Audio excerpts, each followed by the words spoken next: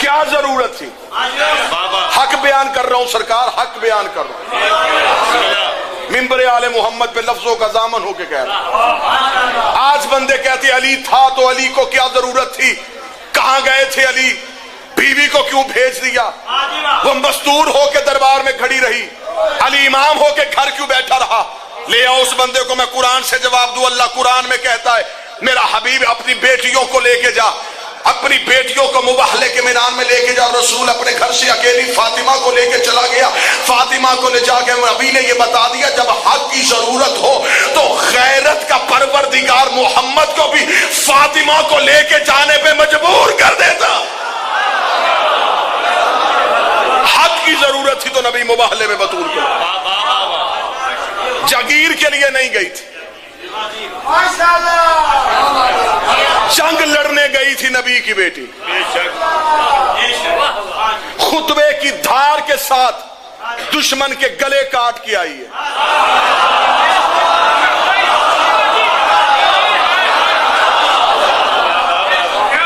میری دعا ہے قاضی صاحب، میرا مولا پاک سیدہ کی عزت کا واسطہ، مجھے جب بھی موت آئے زہرا کی وکالت کے جرم میں آئے،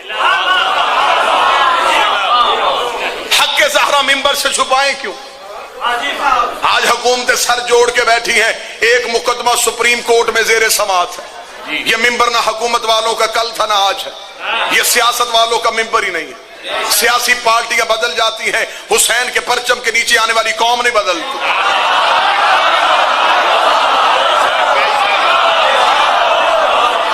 جو ہاتھ ایک دفعہ عباس کے علم کو عزت اور احترام کے ساتھ مس کر دے، وہ ہاتھ کبھی کسی غیر کے سامنے نہیں جاتا۔ یہ ممبر، یہ اتنی قوم، ہم نے کبھی بھی سیاست کی بات نہیں، لیکن سپریم کورٹ میں فیصلہ زیر سماعت ہے، پاناما لیکس۔ میں پورے ملک میں تنبیہ کر رہا ہوں، پاناما لیک سے گھبرانے والوں یاد رکھنا ایک امام زمانہ لیکس بھی آنے والی ہے۔ جو جوان ہاتھ اٹھا سکتا ہے وہ بولے، جو حالات کی وجہ سے پریشان ہے اس کا اپنا مقدر ہے، جو حالات سے ڈرا ہوا ہے وہ گھر جائے اور چھوڑ دے علی کو۔ علی کو ضرورت ہی نہیں ہے کسی ڈرے ہوئے مرید کی، جس کے سینے میں علی رہتا ہے، جس کے ذہن دماغ میں علی رہتا ہے۔ ایک پاناما لیک سے گھبرانے والا ایک امام زمانہ لیکس بھی آئے گی۔ مجھے اس بات میں بحث ہی نہیں کرنی کہ کہاں سے پیسہ آیا تھا، کس کے پاس رکھا تھا، کہاں سے کس رستے سے کہاں چلا گیا، لیکن آج حکومت سر جوڑ کے بیٹھی ہے۔ آج ہر کوئی کہہ رہا ہے کہ ہمیں فیصلے کا انتظار ہے، ہمیں پتہ تو چلے یہ پیسہ کہاں سے آیا تھا اور کہاں چلا گیا، کس رستے سے چلا گیا۔ اس کا مطلب ہے جو پہلے غریب ہو اور بعد میں پیسہ آ جائے، پہلے غریب ہو اور بعد میں پیسہ آ جائے تو دنیا پوچھنے میں مجبور ہو جاتی ہے کہ یہ پیسہ کہاں سے آیا ہے، یہ جاگیر کہاں سے آئی ہے، یہ گھر کہاں سے آیا ہے، یہ کوٹھیاں کہاں سے آئی ہے۔ آج حکومتیں سر جوڑ کے بیٹھی ہیں، آنے دو زہرا کے بیٹے کو، عدل کی کرسی میں بیٹھ کے زمانے کے بے ضمیروں سے پوچھے گا اب بتاؤ فتق کہاں سے آیا تھا، کس نے کھایا؟ جو بول سکتا مل کے بولے لبیک یا حسین،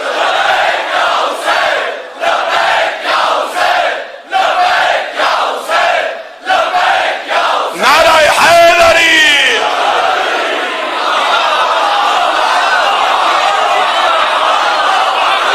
آئے گا جب زہرا کا بیٹا۔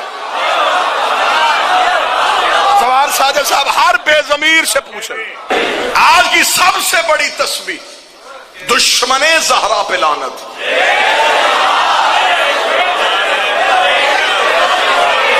جو آج چاہتا ہو کہ آج اس کا 70,000 حج ہو جائے،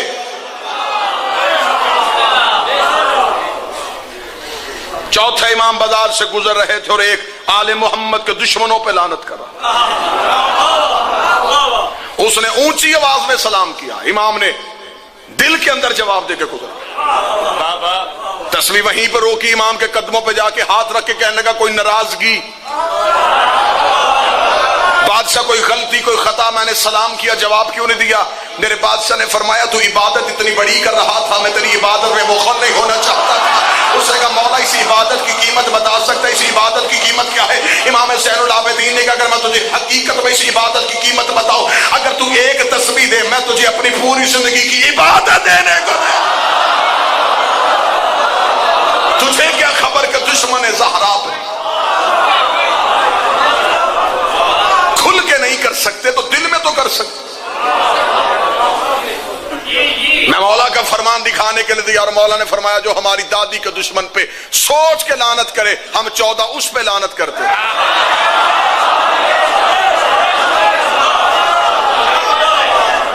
जियो जियो सबके दरबार में गई थी तो कायनात की हर मजदूर का हक मनवाने के लिए गई थी।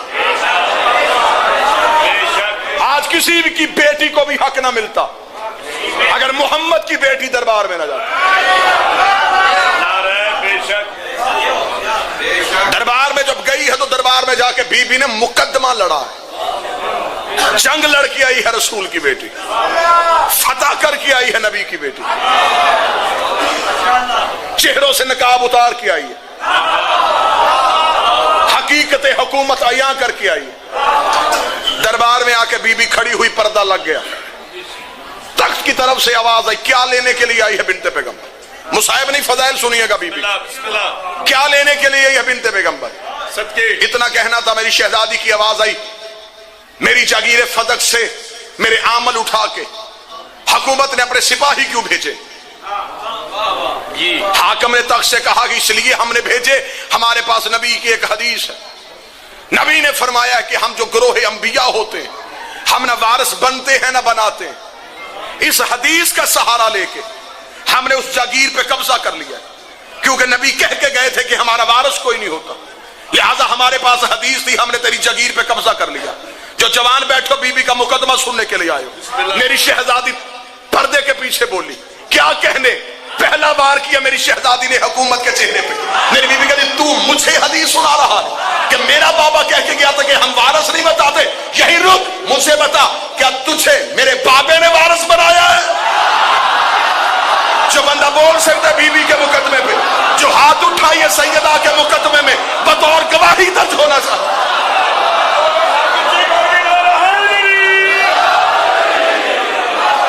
बीबी ने कहा मुझे बोल के बता, तू हदीस पढ़ रहा है क्या कहने कि मेरे बाबा ने तुझे कहा था कि हम वारिस नहीं बनाते।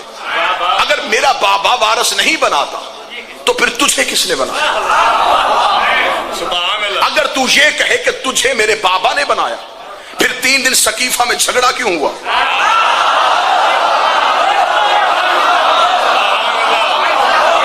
मैं बिल्कुल वैसे बीबी का मुकदमा बयान करने लगा हूं जैसे कोई हलाली वकील अपने केस में बहस करता। कोई सुने ना सुने, मेरा यकीन है इसी मजमे में अदल की कुर्सी लगी है, ज़हरा का बेटा बैठा है, जिंदगी मौत है मेरे उस बादशाह के हाथ में जो इस मजलिस में शरीक है। मेरा मालिक चाहेंगे तो यही सांस खत्म करें, मुझे फिर भी कबूल, लेकिन ये हक दुनिया तक पहुंचाऊं, ये मुकदमा दुनिया तक पहुंचे। मेरे बादशाह ने कहा था कि जिंदगी में अपने बच्चों को 2 चीजें याद करवा दो, तुम्हारी कौम हमेशा जिंदा रहेगी। एक मेरी दादी का फतक वाला खुतबा याद करवाओ, एक मेरे नाने का गदीर वाला खुतबा याद करवाओ।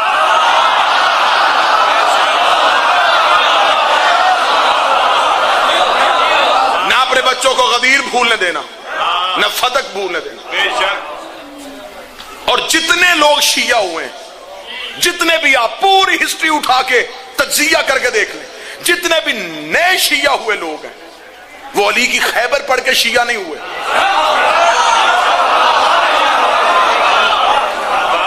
वो खंदक से शिया नहीं हुए, वो हिजरत से शिया नहीं हुए। किसी भी नए शिया हुए बंदे के सर पे कुरान रख के पूछो क्यों शिया हुआ, अगर शिया हुआ हूं ज़हरा का हक पढ़ के।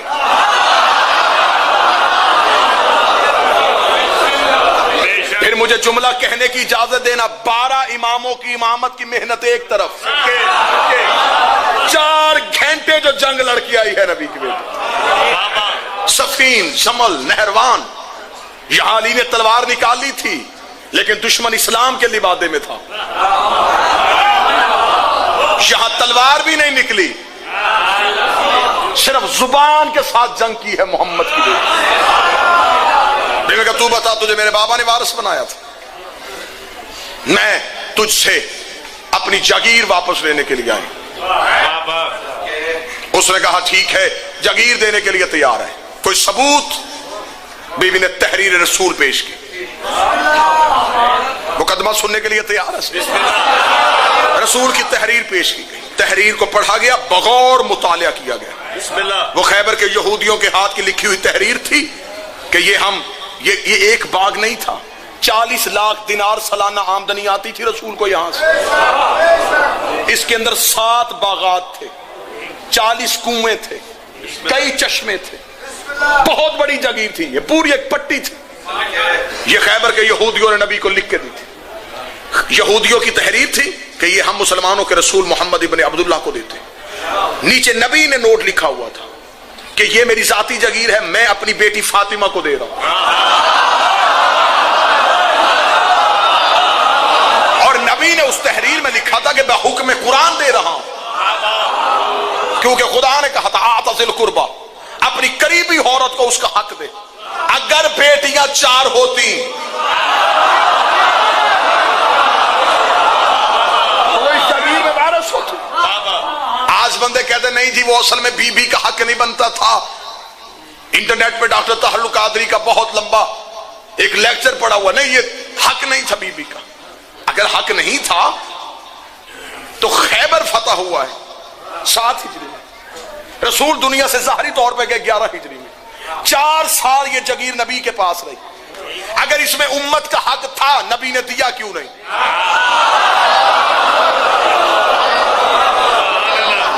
پہلے زہرا سے پہلے ہمیں اس بات کا جواب دو کہ نبی نے یہ حق کیوں نہیں دیا؟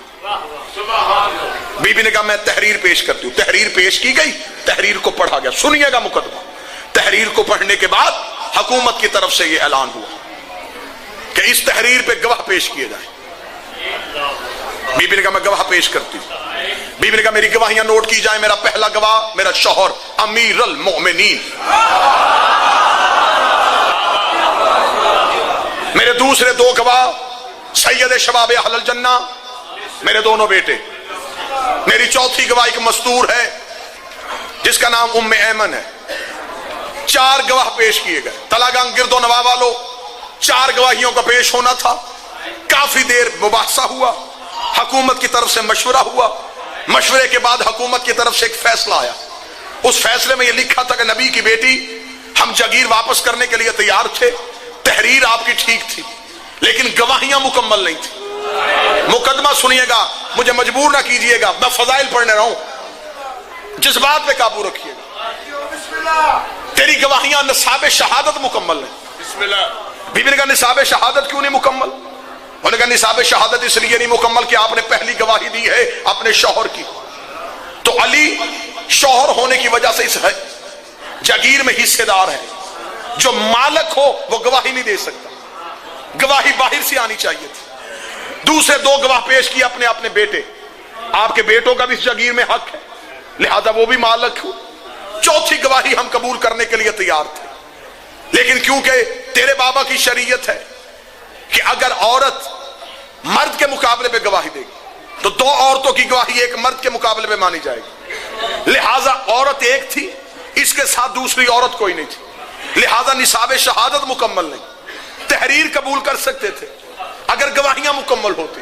کیا کہنے نبی کی بیٹی، نبی نے تحریر واپس لے لی، نبی کی بیٹی نے گواہیاں نہیں بدلی۔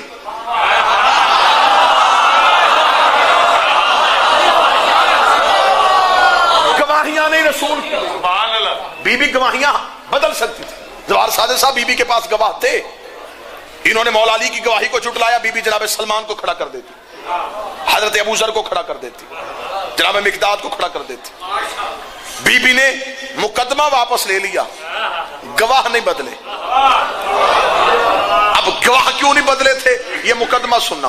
گواہ بی بی نے اس لیے نہیں بدلے کہ قرآن کی اعتبار سے فقہ کا قانون ہے، اگر کوئی کسی مومن کو جھوٹا کہے تو وہ بن جاتا ہے فاسق۔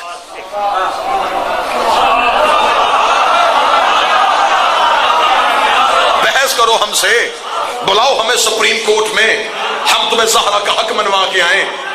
جو کسی مومن کو جھوٹا کہے قرآن کہتا ہے وہ بنتا ہے فاسق۔ فاسق نماز پڑھ سکتا ہے، پڑھا نہیں سکتا۔ فاسق چاند کی شہادت نہیں دے سکتا، فاسق نکاح میں بطور گواہ نہیں بیٹھ سکتا، فاسق طلاق کے سیغوں میں بطور گواہ نہیں بیٹھ سکتا، فاسق عادل نہیں رہتا۔ اگر کوئی کسی سچے مومن کو جھوٹا کہے تو قرآن کی نص سے وہ بنتا ہے فاسق، اور معاذ اللہ ثم معاذ اللہ اگر کوئی قرآن کو جھوٹا کہہ دے تو وہ فاسق نہیں بنتا، قرآن کہتا وہ بن جاتا ہے کافر۔ پھر اسے دوبارہ کلمہ پڑھنے کی ضرورت ہوتی، کیا کہنے، نبی کی بیٹی تو اتنی بڑی جنگ لڑکی آئی ہے کہ تیری مصلحت زمانے کی سمجھ میں نہیں آ گئی، بی بی نے گواہیاں پیش کر کے گواہیاں واپس لے لی، بی بی گواہیاں بدل سکتی تھی، نبی کی بیٹی نے گواہیاں نہیں بدلی، بی بی نے فرمایا گواہیاں اس لیے نہیں بدلی کہ تو نے علی کی گواہی کو جھٹلایا ہے، اور میرے بابے کی حدیث ہے القرآن مع علی و علی مع القرآن، قرآن علی کے ساتھ ہے، علی قرآن کے ساتھ ہے، تو نے حسن حسین کو جھٹلایا ہے، حسن حسین بھی قرآن کے وارث ہے۔ بی بی نے کہا تو نے قرآن کو جھٹلا دیا، میں گواہیاں واپس لے کے جا رہی ہوں اور میں تاریخ میں لکھوا کے جا رہی ہوں کہ میں تمہیں فاسق نہیں کرنے آئی تھی، میں تمہیں کافر کرنے آئی۔ کفر کے جھروکوں میں پھینک گئی۔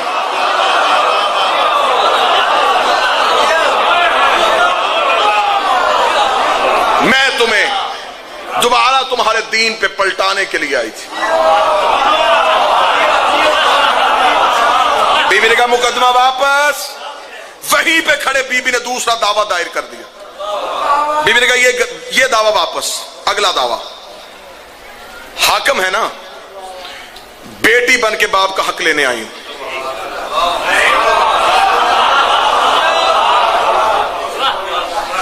مالکن والا دعویٰ واپس لے لیا۔ اب ایک بیٹی ہے، اس کے بابے کیا ایک جگیر کا ٹکڑا ہے، بطور حاکم کیا فیصلہ کرے گا کہ وہ بیٹی کو ملنی چاہیے یا نہیں؟ اس نے کہا بیٹی کو تو ملنی چاہیے کیونکہ مجبوری تھی۔ اگر کہتے کہ بیٹی کا حق نہیں ہوتا تو پھر کئی اپنے حق بھی رکھوانے پڑتے۔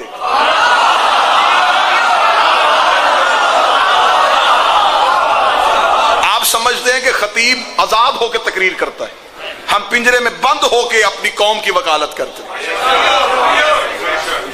بی بی نے کہا بیٹی ہوں، باپ کا حق لینے کے لیے آئی ہوں۔ بڑا لمبا مضمون یہیں پہ ختم کر کے اپنے برادرم قاضی وسیم باز کو ٹائم دو۔ انہوں نے کہا اچھا۔ بی بی نے کہا میں تم سے اپنے باپ کا حق لینے آئی ہوں۔ انہوں نے کہا بی بی بار بار کس بات پہ بحث ہو رہی ہے؟ جب ہم نے کہہ دیا کہ ہمارے پاس آپ کے بابا کی حدیث ہے اور حدیث میں صاف واضح لکھا ہوا ہے کہ ہم گروہ انبیاء نہ وارث بنتے ہیں نہ وارث بناتے ہیں، ہم حدیث کو دیکھیں یا آپ کے دعوے کو دیکھیں، ہم حدیث کو دیکھیں یا آپ کے دعوے کو دیکھیں۔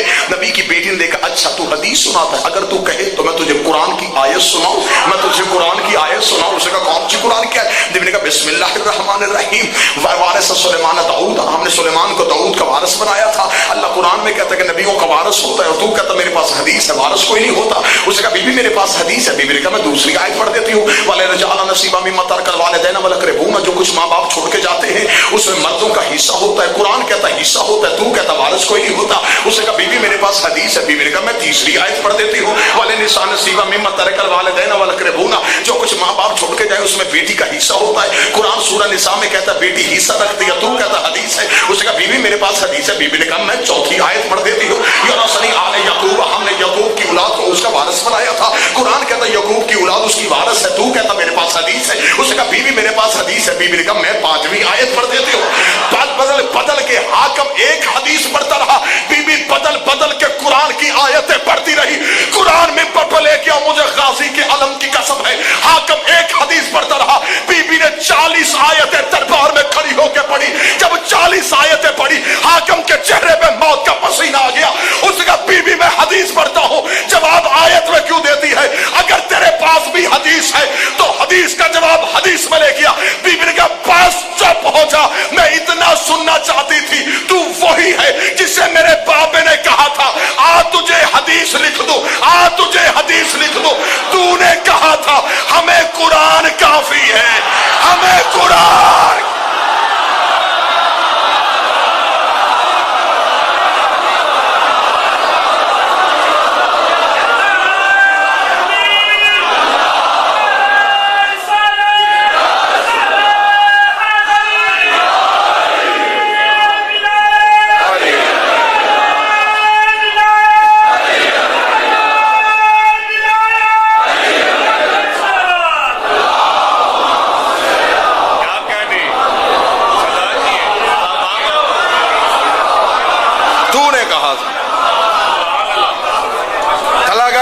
پنجاب کا مجمع پوری دنیا میں جہاں جہاں مجلس دیکھی اور سنی جا رہی ہے، بغیر خوف اور خطرے کے میں جملہ ممبر حسین سے دینے لگا۔ تاریخ اسلام کے چہرے پہ یہ ایسا بدنما دھبا لگ گیا جسے بعد میں کوئی بھی تاریخ کا مورخ نہیں مٹا سکا۔ کتنا بڑا دھبا اور کتنی بڑی بددیانتی کہ جس کے خلاف مقدمہ تھا وہی جج تھا۔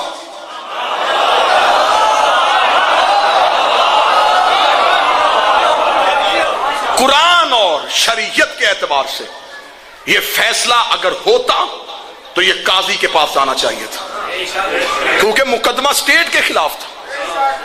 جہاں سٹیٹ کے خلاف مقدمہ ہو وہاں سٹیٹ فیصلہ نہیں کر سکتی۔ یہ بددیانتی ہو گئی۔ محمد کی بیٹی تو دربار سے چلی گئی، لیکن تاریخ اس مسلمان کے چہرے پہ اتنے خون کے چھینٹے ڈال گئے کہ یہ ہے تمہاری حکومتوں کی تاریخ۔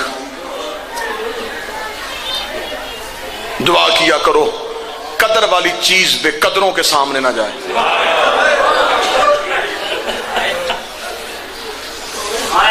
یوسف قدر والوں کے سامنے جاتا تو کھوٹے سکوں میں نہ بکتا۔ یوسف کی قیمت پوچھنی ہے تو کوئی یعقوب سے پوچھ۔ کاش چلی جو گئی تھی دربار میں، کاش منبر پہ رسول ہوتا اور فاطمہ کچھ مانگتی، پھر نبی بتاتا کہ خالی واپس بھیجتا یا کائنات جھولی میں ڈال کے بھیجتا۔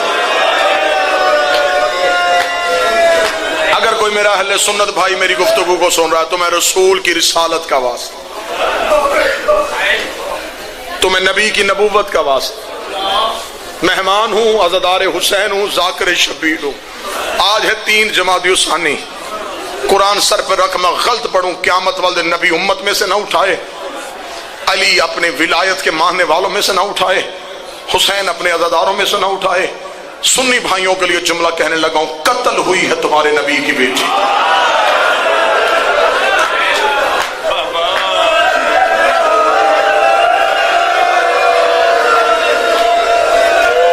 اب یہ تصدیق کرنا تمہارا حق بنتا ہے۔ بیٹیاں بے شک 4 مانتے ہو، فاطمہ کو تو مانتے ہو نا، جا کے ضرور مولویوں سے پوچھنا۔ اللہ درجات بلند کرے۔ قائد صاحب خدا کروٹ پہلو حسین میں جگہ دے۔ قبلہ مبلغ اعظم مولانا اسماعیل علیہ جتنے مناظرے کیے حق کے بطول پہ کیے، اور قبلہ مولانا اسماعیل جن کی قبریں بھی ہمارے جسموں سے مہنگی ہیں، مولانا اسماعیل نے پاک سیدہ سے دعا مانگی تھی، بی بی میں تیرا حق پڑھ کے شیعہ ہوا ہوں، بی بی مجھے دنیا نہ دینا، دولت نہ دینا، کرم میری شہزادی مجھ پہ اتنا کر دینا کہ تیرا دشمن سوال ختم کرے، میرا جواب شروع ہو جائے۔ پھر اس جو بزرگ بیٹھے میری گواہی دیں گے، پھر اس مرد کلندر نے نگر نگر غازی کے علم لگوائے، اس نے زمانے سے بی بی کا حق منوایا ہے۔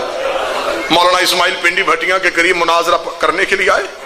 مناظرے کا جج بابا حبیب شاہ جی ایک اہل سنت زمیندار تھا، چودھری عاشق اس کا نام تھا، آج بھی اس کی نسلیں وہاں پہ آباد ہیں اور مجلس حسین کرواتی ہیں۔ چودھری عاشق مناظرے کا جج تھا۔